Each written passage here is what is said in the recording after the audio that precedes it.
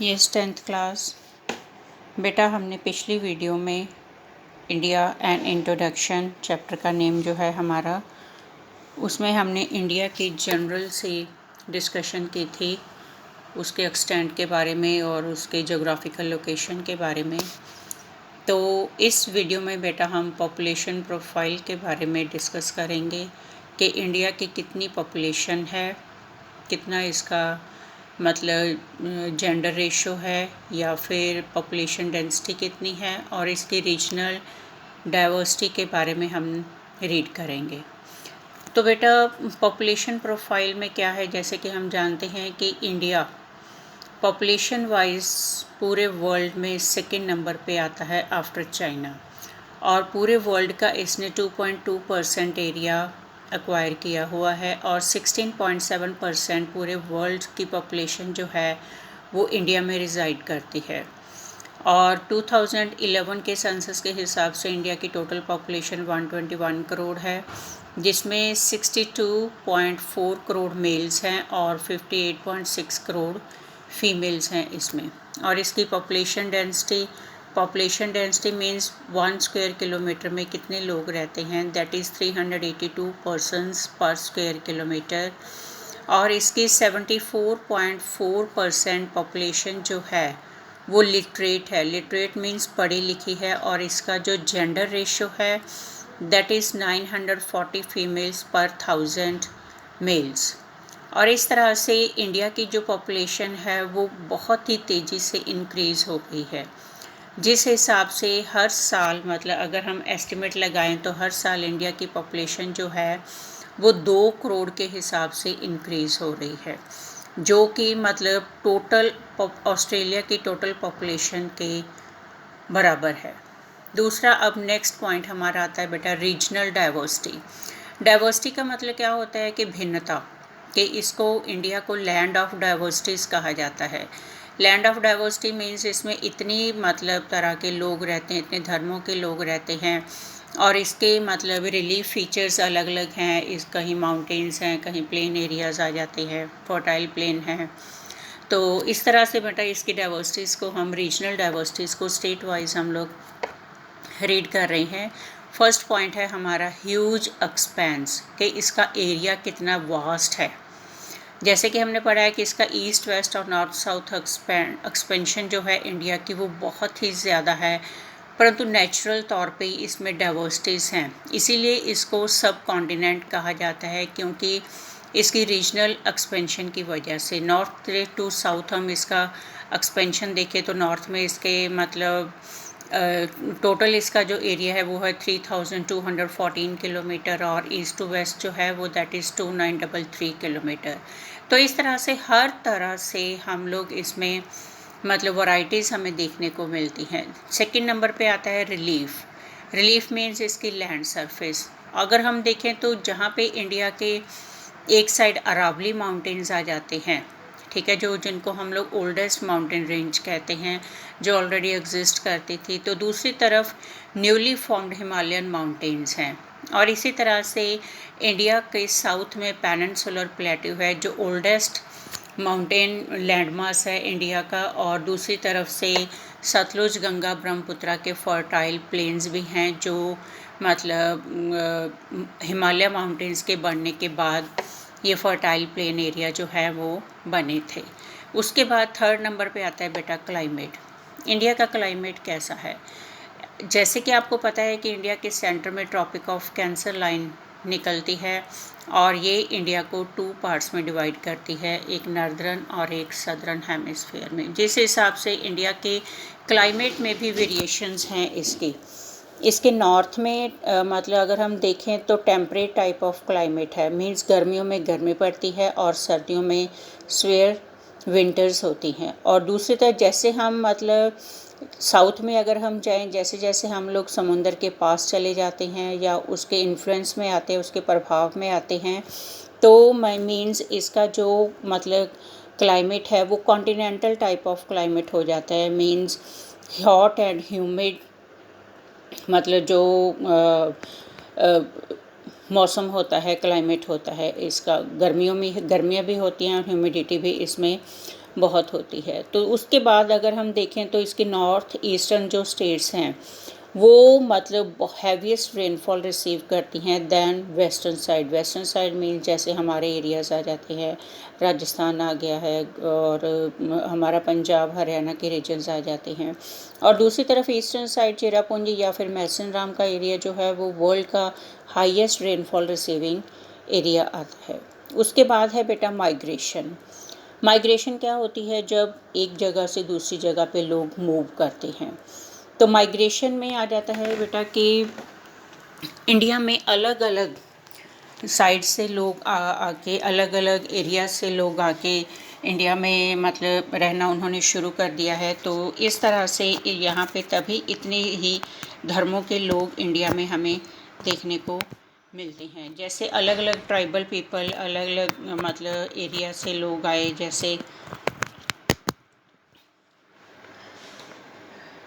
अलग अलग cast religions soldiers और रूलर्स नेबरिंग कंट्री से या दूसरे मतलब आउटर का वर्ल्ड दूसरे एरिया से कंट्रीज आके यहाँ से 1000 ईयर्स पहले आके इंडिया में रिजाइड किए। तो इस तरह से बेटा उनका जो धर्म है वो उनके जो मतलब एरियाज जो थे वो यहाँ इंडिया में आके उन्होंने अपना धर्म अपना मतलब सारा कल्चर जो था वो फैलाया यहाँ पे, जिस हिसाब से इंडिया में कल्चरल वेरिएशंस हमें देखने को मिली हैं। तो जिस तरह से इसका जो सदर्न पार्ट है उसमें एशियन और सेटल्ड कितने ही तरह के मुस्लिम्स लोग आए और द्राविडियंस लोग प्लेट्यू रीजन्स में तमिल में लोग आए, तमिलनाडु में लोग आए। तो इस तरह से बेटा यहाँ पे अलग अलग धर्मों के अलग अलग जातियों के लोग आके इंडिया में रहे, तभी इतने धर्म हमें देखने को यहाँ पे मिलते हैं। नेक्स्ट आ जाता है कल्चर।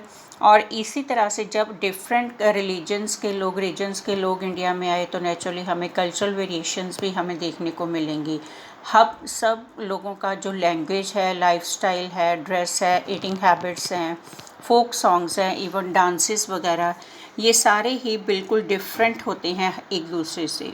और लैंग्वेज के हिसाब से देखा जाए तो इंडिया में नियर अबाउट 187 लैंग्वेजेस मिलती हैं और बोलते हैं लोग। तो उनमें से सिर्फ 23 लैंग्वेज ऐसी हैं जो इंडिया के 97% मतलब लोग जो हैं वो बोलते हैं। और कॉन्स्टिट्यूशन में भी इंडिया के संविधान में भी 22 लैंग्वेजेस को ही रिकॉग्निशन मिली है। और इसके जो फोक डांसेस हैं दैट इज़ भरतनाट्यम, कथकली, कथक, कुचिपुड़ी, मणिपुरी, ये इसके बेटा सारे ही पूरे नॉर्थ साउथ और नॉर्थ ईस्टर्न पार्ट्स में ये सारे जो फोक डांसेस हैं वो डेवलप हुए हैं।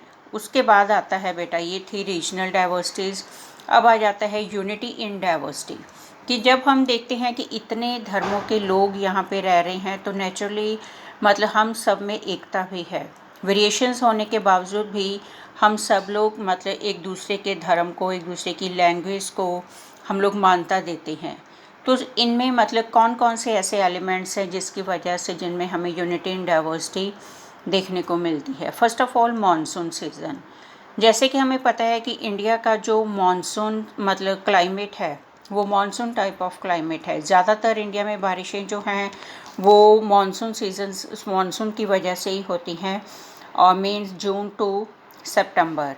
और इसी पे बेस्ड, इन मॉनसून्स पे बेस्ड ही इंडिया की एग्रीकल्चर है। और जैसे कि हमें पता है कि इंडिया के जो लोग हैं इनका मेन ऑक्यूपेशन एग्रीकल्चर है, और इसीलिए इनकी ये ऑक्यूपेशन जो है वो बारिश पे डिपेंड करती है। और जब मतलब भरपूर बारिश होती है तो इनकी एग्रीकल्चर भी मतलब बहुत ही इनको मतलब बढ़ावा मिलता है। एग्रीकल्चर पे इनके फिर मतलब ज़्यादा खर्चा नहीं हो पाता है, इरिगेशन वगैरह पे इलेक्ट्रिसिटी की सप्लाई प्रॉपर मिलती है इनको, जिस हिसाब से मीन्स एग्रीकल्चर पे हम लोग इनको कह सकते हैं कि एंटायर पॉपुलेशन जो है कंट्री की वो बहुत ही बेसब्री से मॉनसून्स की वेट करती है। उसके बाद आता है रिलीजन एंड कल्चर।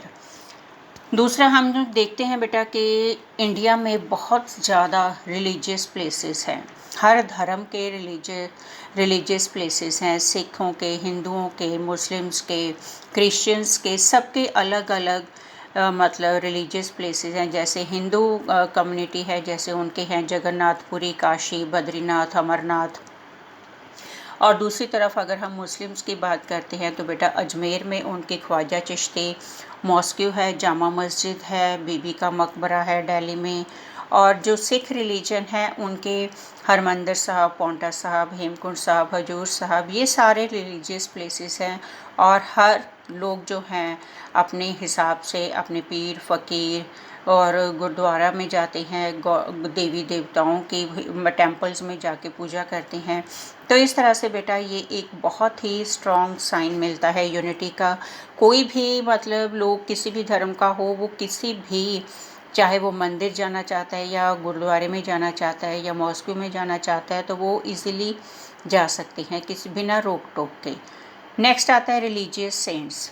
अगर इंडिया में इतने धर्म हैं तो नेचुरली इनको मतलब फैलाने के लिए बहुत सारे सूफ़ी सेंट जो थे वो इंडिया में आए। उन्होंने अपनी टीचिंग्स के ज़रिए लोगों को ब्रदरहुड, भाईचारे और मतलब एकजुट होकर रहने की मतलब शिक्षा दी उन्होंने अपनी टीचिंग्स के ज़रिए। जैसे बहुत सारे गुरु पीर फ़कीर हुए हैं यहाँ पे, गुरु नानक देव जी, कबीर जी, तुकाराम, सूरदास, चिश्ती, रामानुज।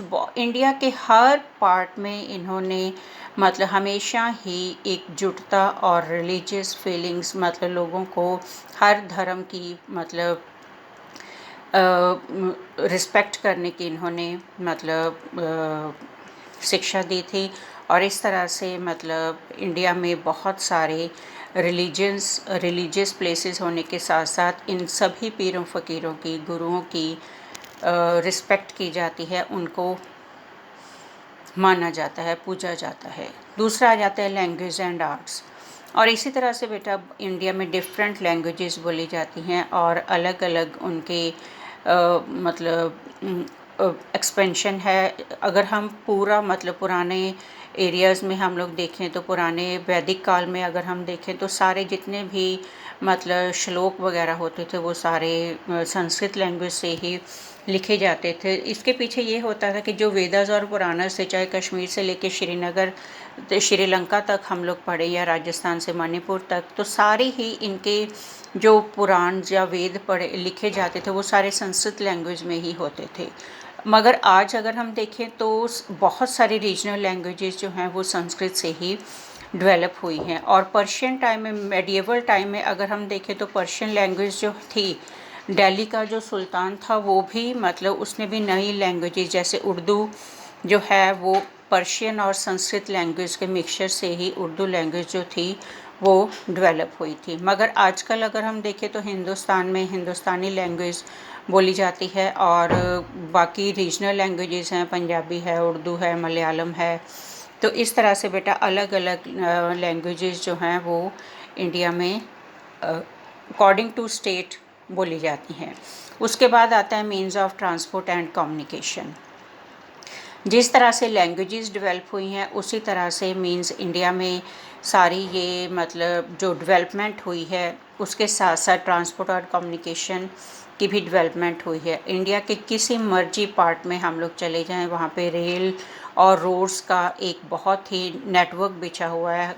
किसी भी शहर में, किसी भी गांव में हम लोग आसानी से आ जा सकते हैं। और कम्युनिकेशन सिस्टम इतना डेवलप है कि कहीं भी कोई भी रहता हो तो हम मतलब आसानी से उनसे बात कर सकते हैं। न्यूज़पेपर, मैगज़ीन्स, दूरदर्शन है, इनकी डेवलपमेंट से मतलब एक नई मतलब सोच जो है वो लोगों के सामने खुलकर आई है। दूसरा है माइग्रेशन। तो मतलब माइग्रेशन का मतलब जैसे हमने पहले भी रीड किया था, तो माइग्रेशन ज़रूरी नहीं होती बेटा कि एक कंट्री टू से दूसरे कंट्री में ही होती है। ये migration villages to urban areas में भी होती है। जैसे जैसे लोगों को जिस हिसाब से उनको सेटलमेंट नज़र आती है तो वो अपनी सेटलमेंट्स करते हैं।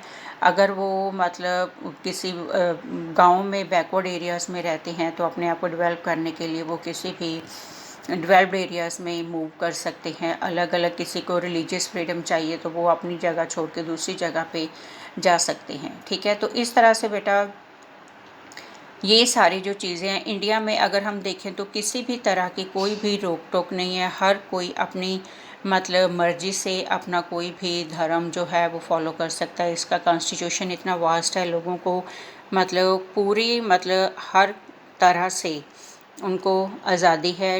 इतनी डाइवर्सिटीज़ होने के बावजूद भी इंडिया में यूनिटी है। कोई भी मतलब किसी पे मतलब कोई भी आँच आने नहीं देता है। तो इस तरह से बेटा हमारा ये चैप्टर हो गया ख़त्म।